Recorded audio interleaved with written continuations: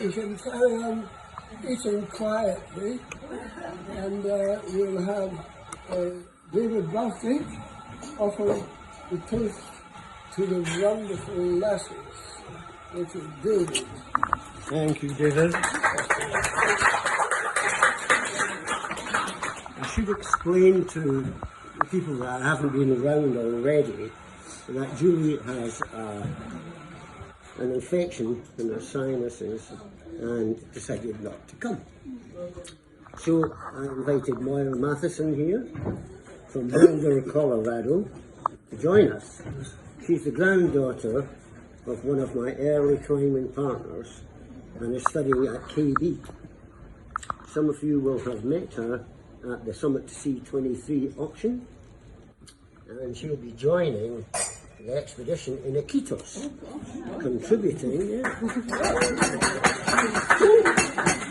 contributing a scientific aspect to the venture. So welcome, Mair. Now, how can I put this?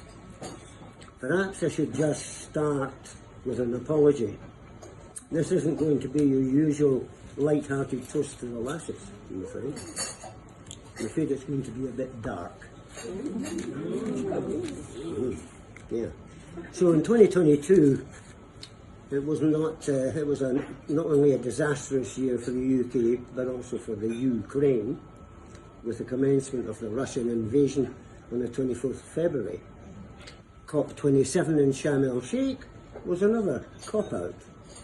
And 2022 saw human activity, climate change, cause an unusual number of fires and floods globally, with Britain recording its highest average temperatures since records began in 1884. But among all of the shambles of human entitlement, ignorance, greed and aggression, what seems to have been sadly overlooked is the worldwide erosion of women's hard-won rights, be it through outright violence or passive enforcement. Only 6 countries out of the world's 193 gave women equal rights with men. But even the enlightened 6, it still doesn't mean they get equal pay. Abortions are now banned in 13 American states, and the jury's still out on the constitutional right to a termination in most of the others. Rabbie was quite the lad, fathering 12 wains with 4 women in his short 37 years. But I do believe he truly looed and respected the Lassies, and was simply a slave to his own particular PTSD.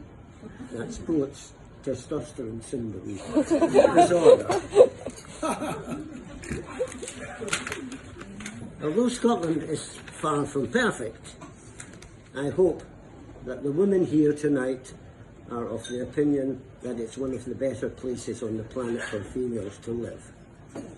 And Rabbie probably contributed to the present agreeable situation when way back in 1793 he wrote, "While quacks of state must each produce his plan, and even children list the rights of man. Amid this mighty fuss, just let me mention, the rights of women merit some attention." And he even risked the burning fire when he committed blasphemy by inferring that Mother Nature was the maker, when he penned, "Her prentice hand he tried on man, and then he made the lassie thing." And aren't the women looking terrific tonight? I hope that till my dying day I'll be able to appreciate the sight of a good-looking lass. There's no harm in it. Or is there? Masa Amini, a 22-year-old Kurdish woman, died in custody after being violently arrested on the 14th of February by Iran's morality police. Her crime? The immodest wearing of the hijab. Some of her hair was showing, and she wore tight-fitting trousers. Under Iran's Sharia law, imposed after the 1979 revolution, females over the age of 9 were instructed to completely cover their hair and wear long, loose-fitting clothes. This was over 40 years ago, and now a new generation of young women are joining in protests and demonstrations against the country's repressive regime. The issue of the headscarf is just the catalyst for their many objections. Hundreds of people of both sexes defied the government order not to attend Massa's funeral. Then on the significant 40th day of mourning, thousands gathered in towns all over Iran, where chants of death to Khomeini, the dictator, and call-outs to the woman life freedom movements were voiced. It's been reported that 14,000 arrests have been made and 500 protesters have been killed.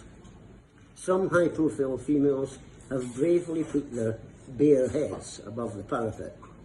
You remember 25-year-old Sarah Karem, who removed her headscarf while playing chess at an international competition in Kazakhstan. Well, she and her family have been forced to defect to Spain. Also, Elmi Rakabi, the indoor climbing wall competitor, whose head covering accidentally fell off in action. Then Parmida Ghasemi, the accomplished archer who failed to notice said head garment slipping sideways as she took aim. They got away with an apology for exposing themselves, but subtly made their point. Let's not forget the Iranian football team, who showed solidarity with female citizens and disrespect for their government by refraining to sing Iran's national anthem before their first game at FIFA's World Cup Jamboree in Qatar. The recent erosion of women's rights can be ascribed to the rise of macho-type strongman leaders in places like Brazil, the Philippines, Tunisia and Turkey. In 2022, Recep Tayyip Erdogan, hope that's right, Chris, is it? Can you pronounce that? Took Turkey out of the Council of Europe's convention, better known as the Istanbul Convention, as coincidentally that's where it was ratified. The remit of the convention is to prevent violence against women and domestic violence. Since then, femicide and male violence have become what some have described as a form of terrorism in Turkey. Afghanistan must be the most notorious perpetrator of gender apartheid right now. On the 20th of December, while Hollywood was voting on the gender recognition bill, the Taliban was banning women from universities. Girls had already been excluded from secondary schools. This was just the latest in what the UN has called the erasure of women from Afghan society. And in another Taliban stronghold, she had just sat an exam that day and was travelling home on a packed school bus. At one of the drop-off points, a couple of young men boarded the bus, and after demanding the names of the passengers, they shot her in the head and wounded 2 other students. Now, does anyone not know who I'm talking about? You all know. Good. Of course, I'm talking about the attempted assassination by the Taliban in the remote Swat village in Pakistan of 15-year-old female rights activist Malala Yousafzai. The bullet entered the left side of her skull, travelled down through her neck and lodged in her shoulder. And but for the speedy intervention of several powerful people and skilled surgeons, she would certainly have died. However, she made a complete recovery, and now with worldwide recognition, and in spite of the Taliban's pledge to finish off the job of her execution, she continues in the fight for females' rights to an education.